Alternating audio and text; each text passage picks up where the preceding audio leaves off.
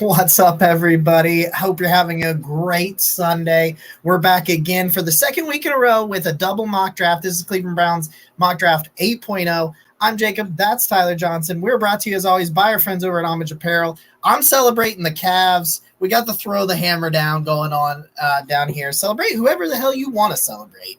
And go to Homage in the link down below. Tyler, how you doing tonight, man? Hey, man, doing good. This is a lot of fun. We're basically less than 2 weeks away from the draft. I know the Browns don't pick on day one, but hey, man, it's going to be a lot of fun. We have a lot of fun draft announcements coming up as we get closer to the draft about what our schedule is going to be here at Network 216. But I'm pumped to do this with you, and you never have to tug at me to get to talk me draft. So let's do it. No, it's not a very difficult conversation I have to have there. Guys, if you're new to the channel, we really appreciate you being here. Hit that subscribe button, give that thumbs up. It helps us a ton in the algorithm, and this is the first time I've remembered to say that at the beginning of the video in 2 weeks. Anyway, we're just going to go right on into it, guys. We're going to go. I've got a full mock. Tyler's got a full mock. He's the aggressive one. I was the aggressive one last time. I traded up for the same player last week, just so everybody's clear, if everybody remembers that. But we'll start with you, man. Kind of go through the trade here, and then obviously the player you picked. Yeah, so this trade, I did this a couple times because all my mocks that I post on Twitter, I pretty much never trade. And I figured the Browns have had certain players in for visits, and I do think there is some interest when they do that. I see others say that that's not the case. But if we look at last year's visits, that was a lot of those were before Deshaun Watson trade. Yep. So take that for as you will. The Browns had in Trenton Simpson, linebacker out of Clemson. And I gave up pick 74, pick 111, and pick 229. I was kind of surprised Jacksonville took this trade. I really was. But I was thrilled to be able to pull this off. And to get Trenton Simpson this late, to me, is just a steal. Now, why would the Browns be interested? You can look at his PFF grades, and they're nothing spectacular. This past year was a 68.7. In 2021, 73.2. But if you look at the RAS score, that is a 9.83, which is elite. And that's 43rd out of 2,400 linebackers from 1987 to 2023.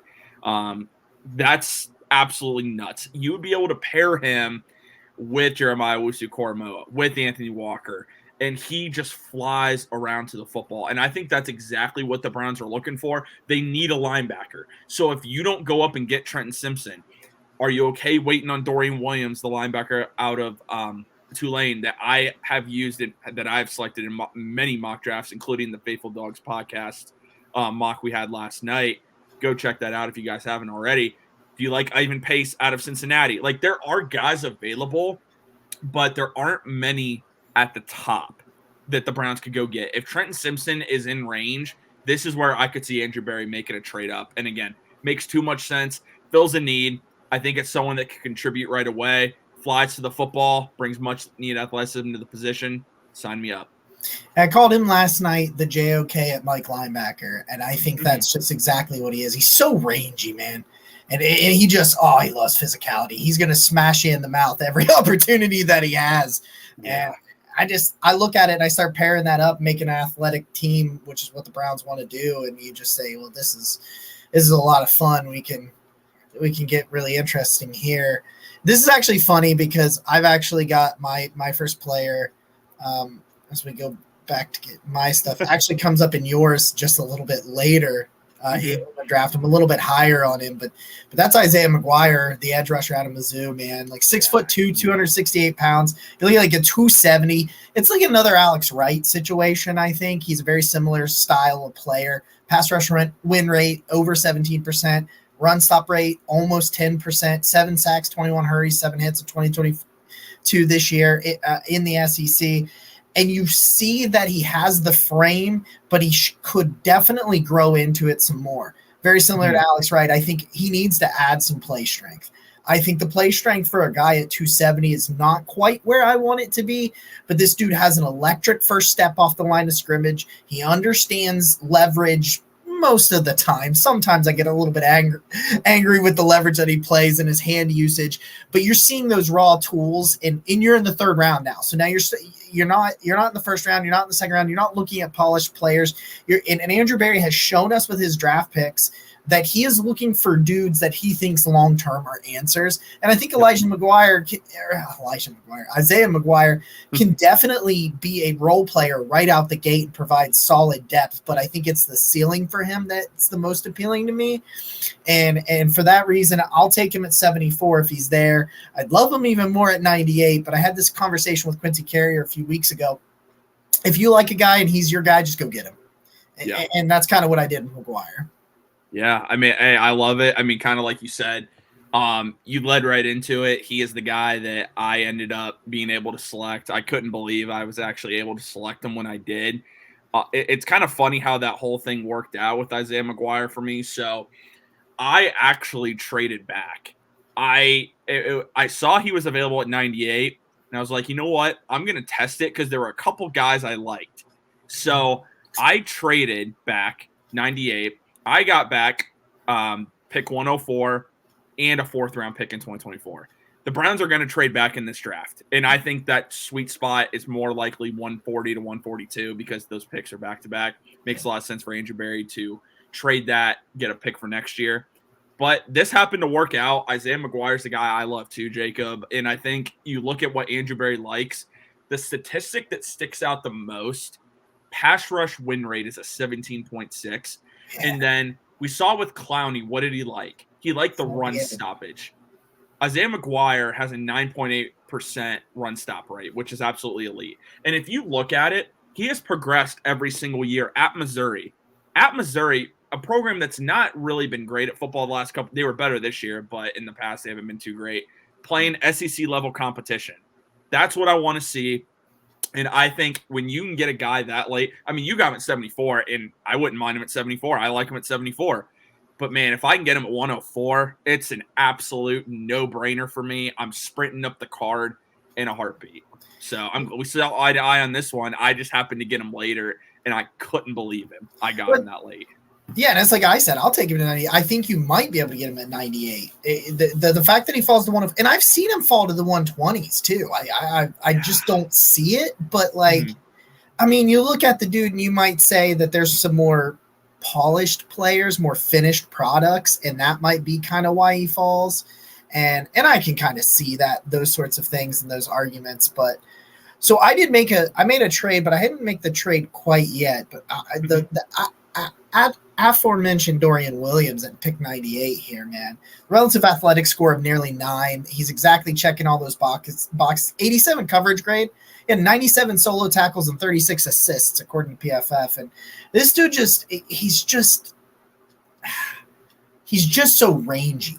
Like, yep. He's a better coverage player. He's a great tackler. Don't get me wrong. And he had like a 10% missed tackle rate. But when you have over 100 tackles and you're flying in there on every place, I can live with that missed tackle rate being a little bit higher just because it's a volumes game right there. And like you're just having so many more attempts and that sort of thing. He plays with his hair on fire. I know that's such a cliche saying, but like he excels in coverage but is not afraid to stick his hat in against the run. And we're just seeing it. Look at what's going on in the AFC North. Well, not just the AFC North, but the AFC. You've got Joe Burrow and 3 really good wide receivers you got to play twice this year. And we don't know what happens down the road with Higgins and Chase and Burrow and all that stuff. But you need coverage linebackers because they keep producing tight ends over there. Whoever signs with the Bengals plays like 1 year at tight end and then get $30 million somewhere else after Joe Burrow, shines with them. And Dorian Williams is kind of a part of that like counterpunch. You got to figure out how to counterpunch these guys. And you've got to have these linebackers that can cover running backs out of the backfield and tight ends, Travis Kelce, Mark Andrews. You got all these talented players that you need a coverage linebacker for. And I think Dorian Williams can be just that. And I think that he can play inside, inside more at the Mike position. Just depends. I'd like him to be a little bit bigger if he's going to play Mike. But overall, though, like for what you need in this NFL, I think Dorian Williams could play a role right away. And I think he could, if he adds some more size and strength, he could be a long-term starter. Oh, absolutely. I'm a Dorian Williams fan. Like I said, I've picked him in various mocks. It gets difficult when you're like, I post one every day. It gets difficult to really try and randomize who you're picking because there are some guys you just fall in love with. He's another guy I really like. And if I didn't get Trenton Simpson, I probably would have gone Dorian Williams or Ivan Pace. But something that's a common thread in this draft, their linebackers are small in this draft class. I mean, and it's everywhere. Like I know a lot of people are like, well, the Browns are another small linebacker. You know what? That's what's available. And if a guy can play, he can play. Dorian Williams can absolutely play. And again, you look at the coverage grade, that does stand out. JOK had a good coverage grade too coming out of Notre Dame. If you could put Dorian Williams and JOK on the field in passing down situations, like you could take Anthony Walker out, put him in. Oh man, it's just going to make this another dimension that Jim Schwartz is able to add to his defense. Yeah, and athletic playmakers. Like that's all I'll say. I just say athletic playmakers. Like, what else do you want out of me? So we'll move. Well, you're not back up until 126. Correct. Yep. So because again, I made trades. So. And I made some trades, but I made my trades at 124. So I'll go again here with pick up 111. And that's Wanya Morris, the tackle out of Oklahoma. Listen, so he starts his career over at Tennessee in 2020. He's their left tackle in the COVID-shortened year before he transfers over to Oklahoma, doesn't really play in 2021. Ends up being their right tackle this year, 2022. He was much better at right tackle than he was at left tackle when he was over at Tennessee. But 2 sacks allowed, 303 pass blocking snaps, and you're going to get a very balanced player. 73.9 grade in the pass blocking, 76.9 in the run blocking. He is a larger player, but he moves pretty well. You can see those absolute tree trunks of legs that he has there. That tells you, if this guy could learn to properly use his hands and the leverage and the massive frame that he has, he could be a mover. And it's like, whoa. Well, how do you do that? Do you get a great offensive line coach to teach him how to do that shit? Yeah, that's exactly what you would do. And so you're looking at a guy I think he could be the long-term answer at right tackle, especially with Conklin being where he is. I like Conklin. I'm worried about that contract just because of the age and the injury history. But if you back it up with a guy like Wanya Morris and you can move James Hudson over to left more, although I do think James Hudson kind of played better at right tackle than he did at left tackle. But, it's a conversation to have. And you're just looking at talented depth because after James Hudson, I don't really know what you got at offensive tackle. And if you can go strike, a guy like this with Morris who can play both tackles positions, has all the tools to turn into a quality swing tackle because he's done it, then, we're in the 4th round and we're looking at another 4th round offensive lineman where Bill Callahan's asked to work his magic, and I think he can do it. Yeah, with Morris, it's a guy that, kind of like you said, he's just going to need time. And there's no better person to learn from than Bill Callahan. You also have Jack Conklin to teach him the ropes too. Jack Conklin's a very seasoned pro. The numbers speak for themselves. Very solid all-around football player. I think, again, with him, the biggest thing is number of snaps. For me, I haven't taken a tackle this early or really an offensive lineman. The guy that I keep going back to and someone the Browns have met with is Nick Saldiveri out of Old Dominion, 6'6", 318 pounds. He's likely to transition to guard, but you look at the pass block grade in 85.1, which is absolutely elite, and I think that's someone that they would take later in the draft. I think they almost want a guy much later, and I think Morris is in that type of realm on day 3. Day 3, they're going to take a developmental guy. I think it's just a matter of who, because they want that guy that they can groom, because we're looking at the reality. Wyatt Teller probably isn't going to be here in 2024 is where this is trending. So you need a guy that can come in and replace him. Interesting to see if they bring back Michael Dunn. Still haven't heard anything about that, but either way, they're going to draft a lineman. We just don't know when. Yeah.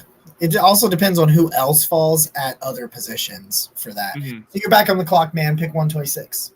All right. Well, I've been pounding the table for this guy for the last couple weeks here, and it's a no-brainer. Some of these mocks, I don't know how some of these guys fall this far. Yeah. Jamie Robinson will not be here in this situation. I just want to say that, and I don't think Isaiah McGuire overall would be available in the 100s. I know he's gone that far. I just don't see it when we actually get down to the real draft. But for the sake of this mock, Jamie Robinson is here at 126. 5'11", 191 pounds. That's not huge for a safety. It isn't. But what is he? He is a solid football player. 80 grade, 78 coverage grade, 80 run grade, only a 7.4 missed tackle rate for his size. That is absolutely elite. And a 16% force incompletion rate. That stat right there, Andrew Berry absolutely loves when he is looking for players in the secondary. Look at who we've added in the offseason. Juan Thornhill, one of the leaders in that at the safety position. Jamie Robinson would fit right in. Keep in mind, too, the Browns need another safety. They have not added a veteran outside of Juan Thornhill. So right now you have Grant Delpit, D'Anthony Bell, and Juan Thornhill. That's it. They need another safety. Look at that versatility, too, Jacob. 167 slot snaps, 252 from the box, 352 deep snaps. You can move him everywhere on the field. And if you look at his tape at Florida State, they'd love to bring him near the line of scrimmage and blitz too. Like, he comes up in the run game. He does everything you want a safety to do. Now, the RAS score, it was not as impressive as I thought it was going to be, just a 6.06. But the 20-yard split was elite, 10-yard split, 3-cone. The 40 was not elite, and the shuttle wasn't. But, again, we've seen Andrew Berry dip away from those RAS scores later in the draft. Jamie Robinson just makes too much sense for me. And it is insurance if you do not re-sign Grant Delpit. Yeah, he definitely replaces that role. But, yeah, I mean, I talked about Jamie Robinson last week. You can't have enough good quality football players that can provide. He just loves depth, man. And so like when you look at that stuff, it's like, I don't know. So I did trade pick 124, and I'm going to also trade pick 142 when we get there. So I'll go to pick 140, and then I'll come back in with the two trades, and we'll go over that. But at pick 140, man, in the 5th round, it's Keandre Coburn, the defensive tackle from Texas. Listen, I know that Ojomo's getting a lot of this of the credit and all the hype and everything. His running mate at defensive tackle. Coburn's better than him, man. Like, Coburn is a more balanced defensive tackle, and because of the size and a lot of his numbers being better as a pass rusher, I think there's kind of some in his snap numbers. I think people are like, well, this is just a nose tackle. This is a nose tackle that a 15.4 pass rush win rate last year. Like, are you kidding me? Like, yeah, I get it. He's 6'2", 332 pounds, but this is like Dalvin Tomlinson. Like, this is the kind of profile that Tomlinson has that has all of us so excited about what he can do. 74.8 against the run. In I think his pass rush, his true pass set with true pass rush set grade is in the 80s. He actually graded better as a pass rusher at 6'2", 332 pounds. The dude just eats blocks. He anchors. He's strong. He uses his hands. There's a lot of inconsistencies at his size. Like, I'll admit that. And that's why you're looking at him in the 5th round. But you're looking at a dude that can play, I think, early downs. I think you play early downs next to Tomlinson against the run so that you're not throwing a guy like Togiai out there or anything like that. You've got two big nose. He can play that 1 so that Tomlinson can kind of play that 3 where he's really started to come on the last couple of years. And I just need a big, large person that can't be moved. And that's what Coburn does. And then he surprises you with some really nice athleticism for a guy at 332. Yeah, man. He, again, Ojomo gets all the hype. And I get it. I mean, I think he's still a really good player, too. I do. Oh. And I think he's a possibility the Browns could draft, and I've selected him in a couple mocks. Coburn, if he is available this late, it's a no-brainer if you have not taken a D tackle. Now, if they take a D end, and this is just an example, like they go up and get Tui Talopo, and I said that completely wrong, but whatever, out of USC, a guy who could play inside out, or they get Zach Harrison from Ohio State, guy who could play inside out. I don't know if necessarily they're taking a D tackle. I think they're going to still add like an Al Woods. I really do. I think they're going to add a veteran.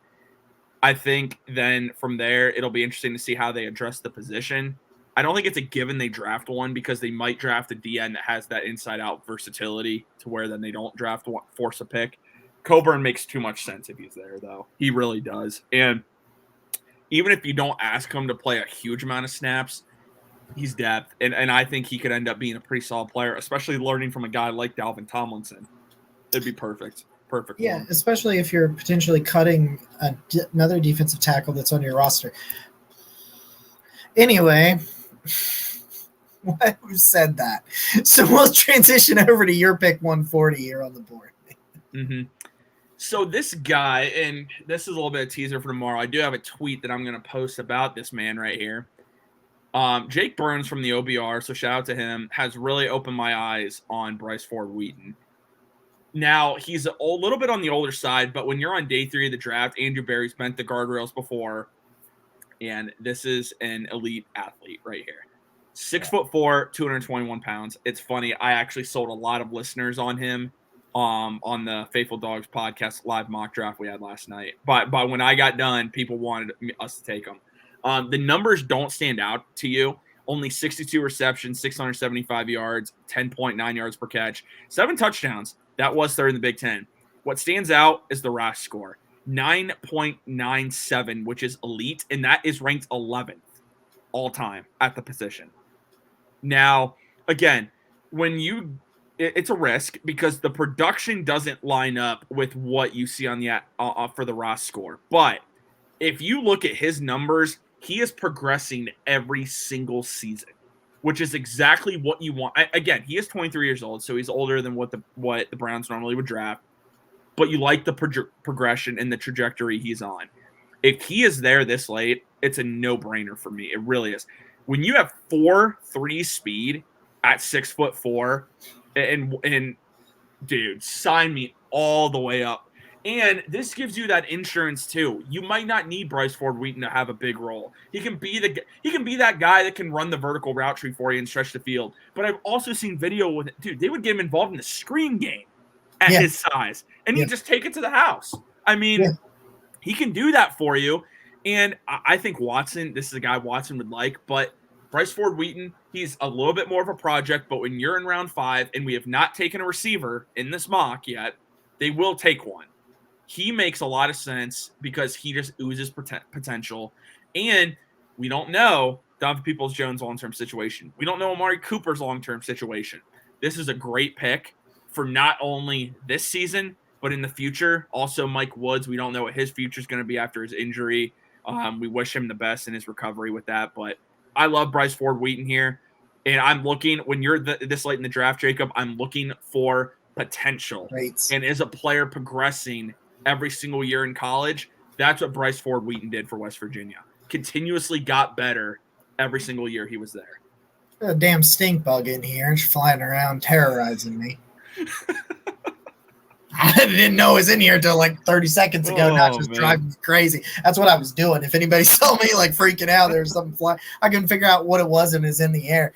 Lizzie, you're never gonna upset me with size and speed freaks. Like Christian Watson was the guy last year that had that size and speed, and he ends up having a pretty good year. You know, and everybody tried to tell me about his drop rate and all that other bullshit, and I tried to tell them that he was going to be a good player. And then it's like whatever. But I took a wide receiver. I went a little bit different route, but I'm actually going to give you a hot take right here. I don't think they extend Donovan Peoples-Jones. Unless it's this. I don't disagree with that. It has to be a team-friendly deal. Yep. They will not overpay him. And this is where, again, we could have an entire network exclusive just on this topic. If they don't extend DPJ, which is entirely possible, Amari Cooper's situation is interesting after this year too. T. Higgins will be a free agent. That's all I'm going to say. I'm not going to go any more than that. I'm going to leave it for the imagination. That's all I'll say. I think if they sign him this year, DPJ, and he goes for less than 10 per, they will. But there's no reason for DPJ to take that. No, there's not, and that's why I think that you could easily see that situation, them move on from him, because I just don't think they potentially will find the same, especially because of Elijah Moore. I think. Exactly.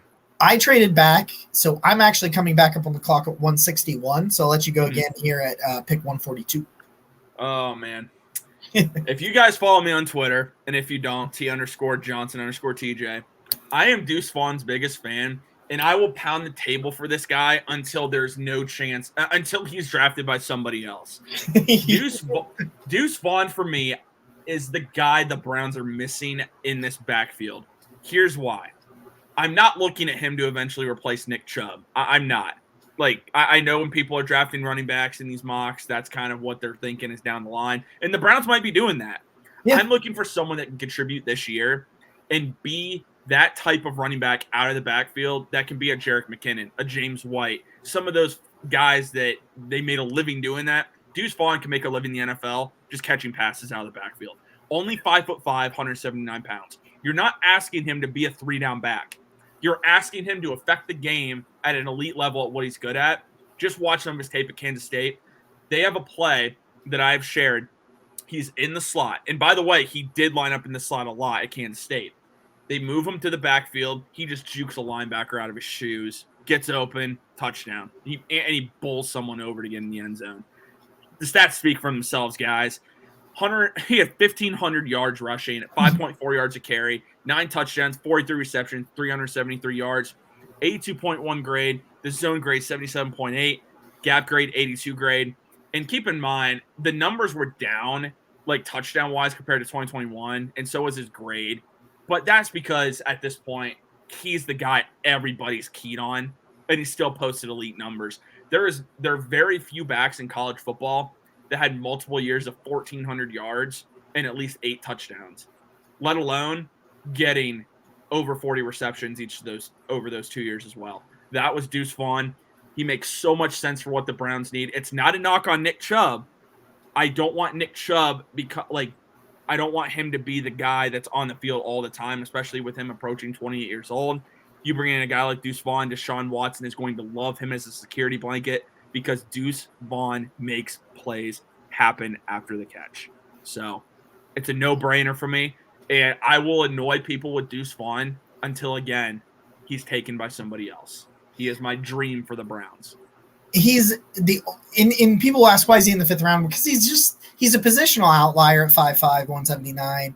But I love we used to say it all the time, but I love the little remember how Darren Sproles used to hide behind linemen? Yep. That was the thing. I can remember that. And some of you might not remember that, which would make me feel old. So don't tell me if you can't remember that. But oh my God, I've been just I had the realization that Joey Porter Jr. is going to go in the 1st round in 2 weeks, and I was just I feel old. Hey, just wait till Marvin Harrison Jr. goes in the 1st round next year. Yeah, and he's just, yeah. Now I'm not getting down that road again, man. We can't do that right now. I do. I really like Deuce Vaughn, but I actually have. So it's a complicated what I did with the trade situation, but I'm back on the board at pick 161. Okay. So with my running back that I'll pound the table for, which is Keaton Mitchell from East Carolina. But real quick updates on the trade. So originally I traded pick 124 to Houston for this pick, which is 161, as well as their 5th round pick of 2024. I also traded my 5th round pick 142 to the Giants for their 5th and 6th round picks in 2024. So I've added 2 5s and a 6 in 2024 when they only have currently, as they sit, 4 draft picks next year. So trying to do that sort of thing. Listen, 437, 1,452 yards on 7.2 yards per carry. If you're going to go to a small school, you need to dominate. And that is what Keaton Mitchell does. He can put his foot in the dirt. He's more of a one-cut guy, in my opinion. I think he's the best when he just puts his foot in the dirt and goes. He accelerates really smoothly. I do think he can make people miss, and he actually has 3.2 yards per carry after contact. So if you think he's just a blazing back, he gets a little bit in there that'd be a little bit fun. I think he's that change of pace guy, and Deuce Vaughn is very similar in this sense. He's a little bit Mitchell's got better straight line speed, but I also think Deuce Vaughn has better hands. But that's here nor there. But I think Vaughn or Mitchell coming in the third quarter, because the Browns love to run Nick Chubb for the first half, let him sit a lot in the third quarter and bring him back into the fourth.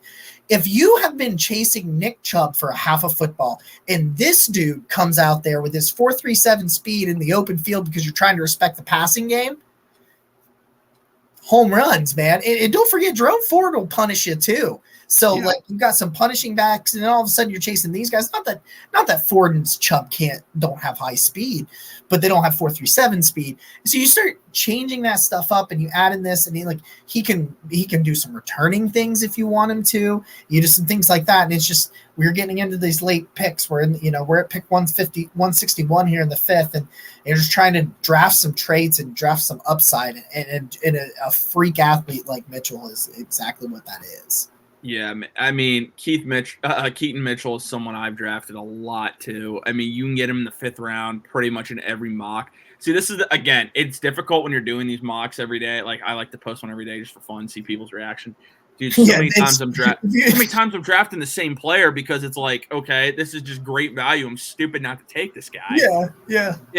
If Keaton Mitchell or Deuce Vaughn is a Brown, it makes, like, even if the Browns don't get Deuce Vaughn, obviously I'll be like really sad about it. But dude, if you get me Keaton Mitchell, I'll absolutely be thrilled. You need speed. You need a guy that can add another dimension to the. And again, guys, we're not knocking Nick Chubb here. No. That's not what we're doing. But you need another guy.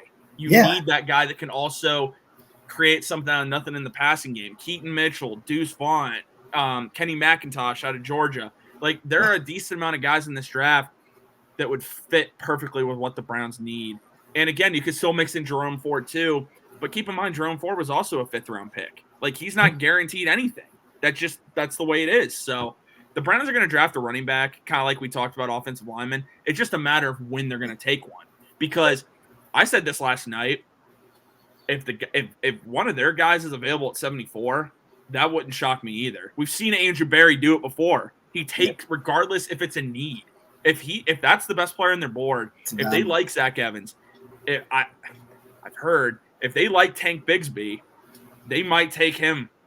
Like, there are some guys that, like, if they're there, Devin Achane from Texas A&M, if he's there, they could take him. There are a couple of guys there, man. It's going to be interesting to see how this plays out. Like, I love Bigsby too. Like, I've never thought he would be there, I think is the biggest thing is like, but this running back class, man, it's just stupid deep. Like, you can get contributors in the sixth if you want. Like, exactly, man. I think it's ridiculous to me. All right. So we got, Oh, you have just, okay. There we go. I got two more left, I know. Two more. We both do. So I was just making sure I was on the right one. So I'll tee you up your safety, and then my safety's coming up. All right. So I did take Jamie Robinson earlier, and yes, he has a safety. Flexibility galore. Anthony Johnson is a guy, if you're looking for more of a true slot, he played a ton of slot at Iowa State. 6 foot, 205 pounds, 73.2 overall grade, 74.9 coverage grade. Run defense grade, pretty average, 68.1. The forced incompletion rate, once again, over 10%. And you're getting to the sixth round. I took the best player available here because he's going to be 23 years old. He kept getting better each and every year, and he had an 8.13 RAS score.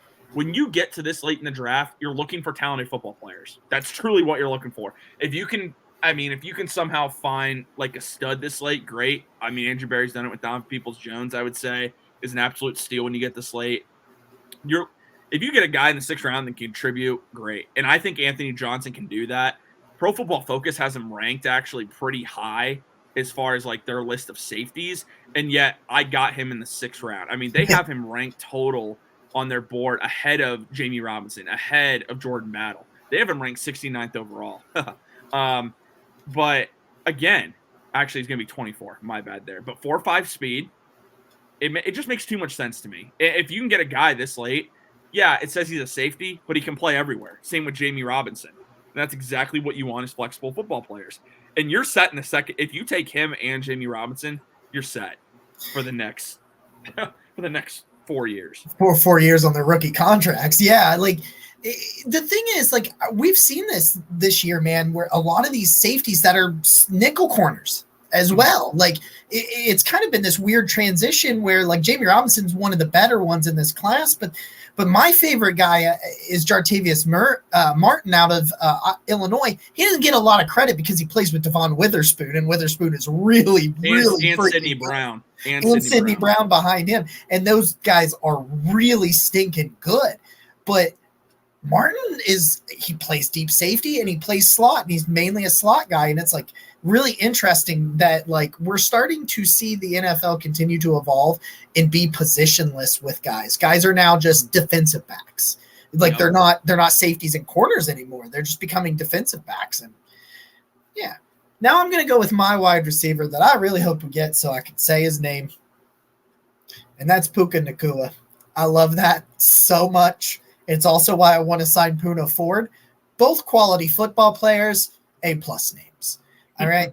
Absolutely. There's a lot of Mike Woods here, man, in Nakula. Like 6'2", 201.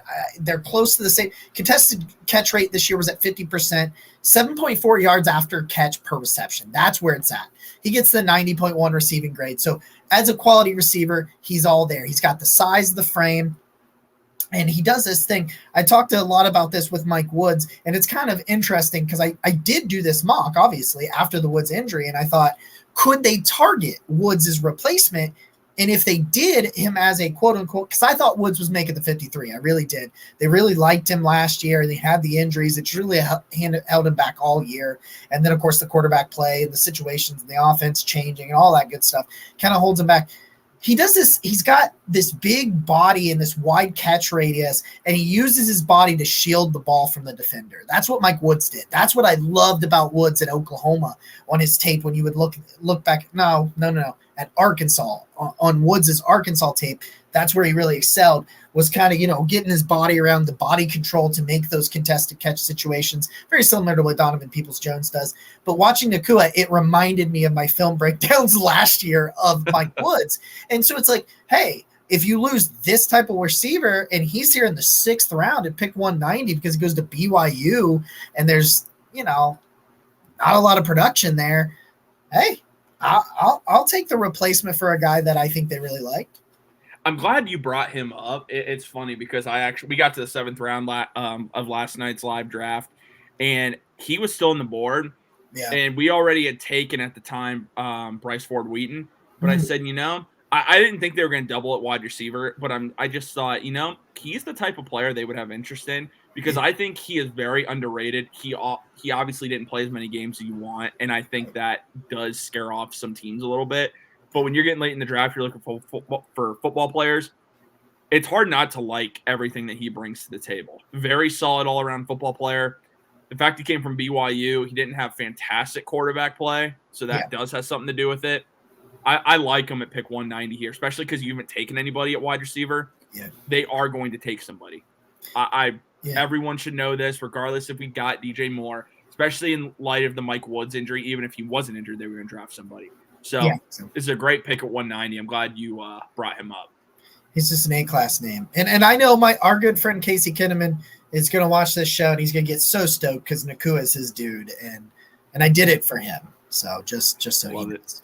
So we'll get you back with your final pick, which I actually love. So I'm really glad that you brought this guy up because I didn't have mine, but I absolutely love this player.